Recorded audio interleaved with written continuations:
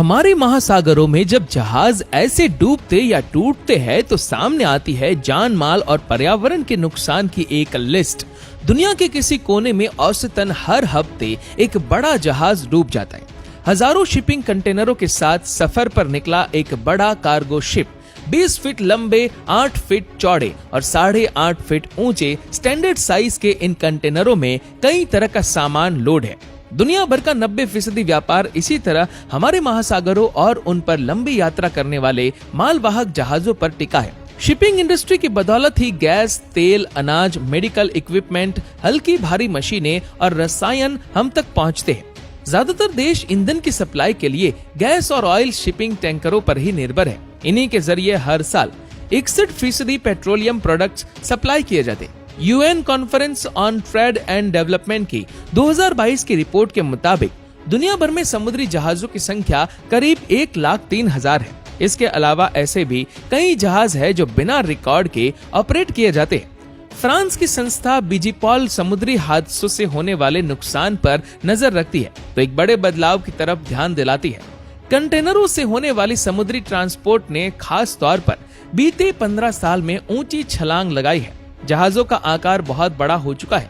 आज 20 feet equivalent unit वाले 22,000 से ज्यादा कंटेनर एक बार में ट्रांसपोर्ट किए जा सकते हैं। जहाज भी 400 मीटर लंबे हो चुके हैं। सन 2002 तक दुनिया का सबसे बड़ा जहाज अधिकतम 6500 कंटेनर लोड कर सकता था, लेकिन आज सबसे बड़ा कार्गो शिप एक साथ 24,000 कंटेनर ट्रांसपोर्ट कर सकता है। 20,000 से ज्यादा कंटेनर ले जा सकने वाले तो कई जहाज है। अंतर्राष्ट्रीय व्यापार में कंपटीशन के कारण ज्यादातर कंपनियां लगातार खर्च घटाने में लगी रहती है। कम खर्चे में ज्यादा मुनाफा पाने और किराया कम करने के लिए जहाज बड़े बनाए जाने लगे, लेकिन जिस तेजी से जहाजों का आकार बढ़ा उस तेजी से बाकी सिस्टम और फैसिलिटीज अपडेट नहीं हुई। हमारे पास बहुत ही ज्यादा बड़े जहाज हैं और उन पर कई तरह के प्रोडक्ट्स लोड किए जाते हैं। इनमें ऐसे खतरनाक प्रोडक्ट्स भी होते हैं जो एक दूसरे से रिएक्ट कर सकते हैं या फिर जिनकी आग बुझाने के लिए अलग अलग तकनीकों की जरूरत पड़ती है।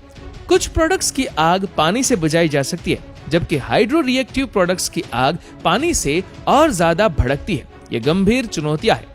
तेल ढोने वाले ऑयल शिपिंग टैंकर तो जहाजों से भी ज्यादा तेजी से बड़े हुए।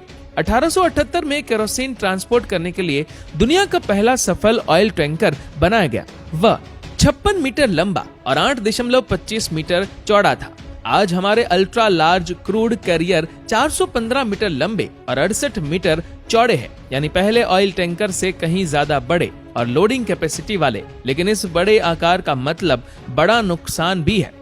2010 से 2018 के बीच ऑयल टैंकरों के 10 हादसों में ही महासागरों में 91% तेल बर्बाद हुआ। विशेषज्ञों के मुताबिक तेल रिसाव के आधे मामले खुले समंदर में जहाजों की टक्कर के कारण हुए। सिर्फ 1 लीटर तेल 10 लाख लीटर पानी को दूषित कर देता है।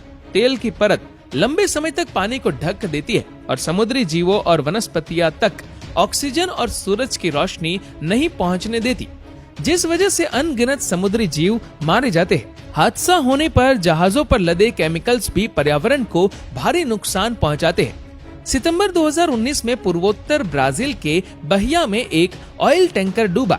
इससे इतना तेल लीक हुआ कि कई किलोमीटर लंबा समुद्र तट काला पड़ गया।